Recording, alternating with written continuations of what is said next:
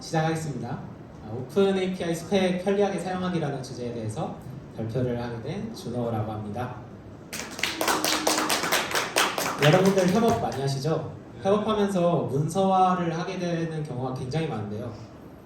저희 이제 실제로 저희 프로젝트 피움 프로젝트를 하면서 노션으로 문서화를 한 그런 내용입니다. 이런 식으로 좀 이쁘게 문서화를 했는데 중간에 개발을 하다가 이런 경우가 있었어요. API 명세가 배포를 하고 나니까 API 명세가 좀 이상한 거예요. 그래서 봤더니 제가 잘못 눌러가지고 명세가 뒤틀려 버린 거예요. 그래서 잘못 명세된 걸 가지고 프론트 분들이 개발을 하시다가 실제로 개발 서버에 배포가 되고 오류가 발생을 했어요. 그래서 문서의 신뢰도가 굉장히 낮아져가지고 이거를 해결을 하려고 레스트 독스를 도입을 했어요. 레스트 독스를 도입을 하니까 근데 이게 백엔드만 문서 관리를 할 수가 있게 되더라고요. 그러다 보니까 클라이언트는 백엔드가 만드는 문서에 굉장히 의존을 하게 됐어요. 그래서 모든 개발이 백엔드를 중심으로 진행이 되다 보니까 약간 이게 프론트가 너무 백엔드에 의존적이게 되는 게 아닌가라는 생각이 들었어요. 그래서 문제를 좀 인식을 해보니까 API 문서 신뢰도가 떨어지고 문서 작성 주체가 백엔드만 하고 있고 그리고 이 모든 작업이 백엔드 진행 상황에 의존적이게 된다라고 결론이 났는데 여기서 API 퍼스트 디자인이라는 개념을 한번 알아보게 됐어요. 인프콘 영상을 보다가 오픈 API 스펙을 기반으로 API 문서를 1순위로 설계하는 설계 방식이다 라고 하더라고요. 그럼 이 오픈 API 스펙이라는 게 뭐냐? 오픈 API 스페시피케이션이라고 하는데 이게 RESTful API를 정의하기 위한 사양이라고 해요. 그래서 줄여 말해서 OAS라고 할게요. OAS는 언어에 구애받지 않는 그런 표준 인터페이스다라고 할 수 있겠어요. 그래서 다시 말해서 저희 백엔드 이제 제이슨의 강의를 들으신 분들은 이해를 하겠지만 이 유비쿼터스 언어 어느 개발자나 이해 관계자들이 모두 사용할 수 있는 유비쿼터스 언어로 정의될 수 있는 문서다. 그냥 모두가 사용할 수 있는 공용적인 문서다라고 할 수 있을 것 같아요. 그래서 오픈 API 스펙의 공식 문서를 가보면 이런 식으로 문서를 정의를 할 수가 있다고 되어 있어요. YAML, YAML이라고 하죠 보통. YAML 파일 형태로 문서를 작성을 할 수가 있는데 실제로 예시로 하나 작성을 해봤어요. 이렇게 오픈 API 인포, 서비스 태그 해서 이제 패스가 잠시만요.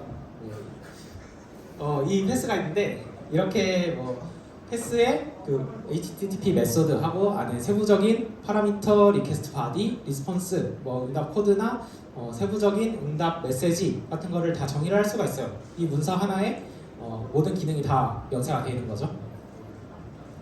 그래서 이게 YAML 파일로만 보면 좀 보기가 불편할 수가 있어요.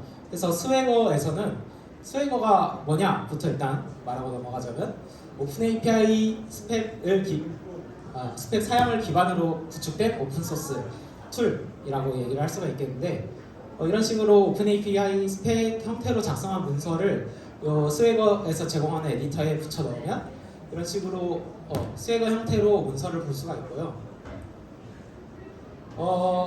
개발자분들 아이디 사용하시면서 또 환경 따로 왔다 갔다 하기 귀찮으니까 플러그인을 사용할 수도 있어요. 실제 오픈 API 스펙 플러그인이 있어서 개발 환경에서도 이렇게 미리 보기를 할 수가 있습니다. 근데 이 문서를 그래서 어디에 써먹냐? 그냥 단순히 문서화로만 두기엔 조금 아까운 형태인 것 같아요. 되게 명세도 구체적으로 돼 있고 타입 리스폰스도 구체적으로 돼 있는데 이걸 어떻게 써먹을 수 있을까를 볼 수 있는데 오픈 API 코드 제너레이터라는 오픈소스 툴을 사용할 수가 있어요. 오픈 API 코드 제너레이터는 아까 명세된 문서를 기반으로 코드를 생성을 해줘요.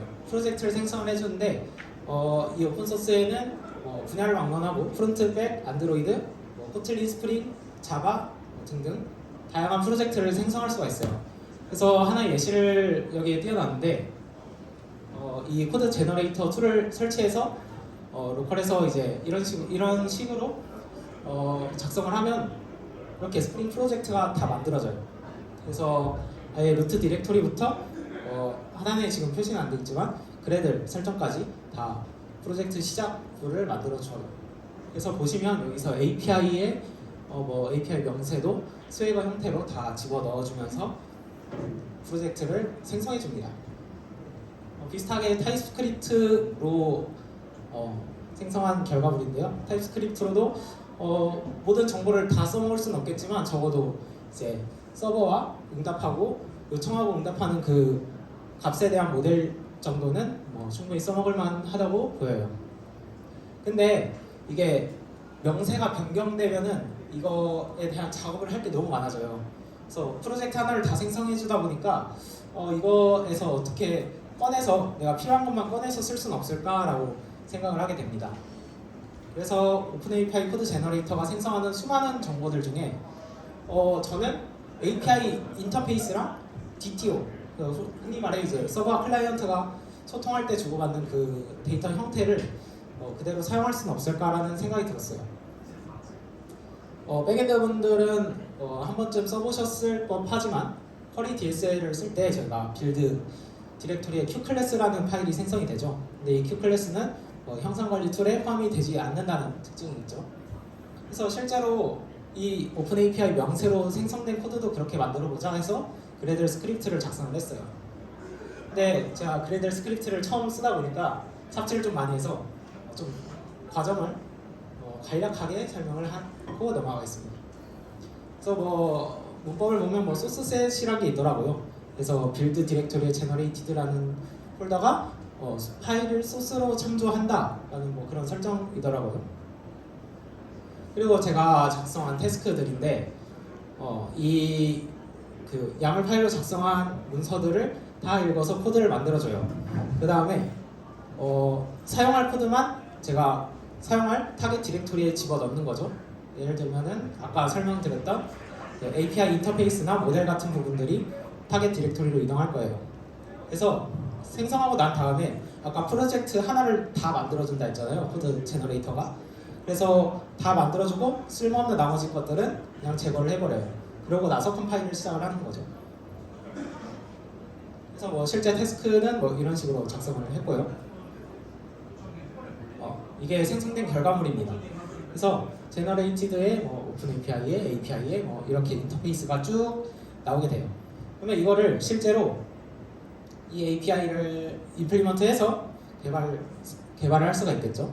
그래서 이제 실제 구현부에는 저거를 상속받아서 코틀린 코드긴 한데 이런 식으로 크리에이트 어나운스먼트 리퀘스트처럼 DTO도 빠르게 생성을 해줘서 좀 개발의 생산성을 좀 높일 수도 있겠고, 이게 문서를 기반으로 한 코드다 보니까 어느 정도 코드의 신뢰성도 보장을 할 수 있겠죠. 그래서 실제로 데모를 만들었어요. 네, 데모를 만들어서 GitHub에 올려놨습니다. 많은 관심 부탁드립니다. 네, 감사합니다.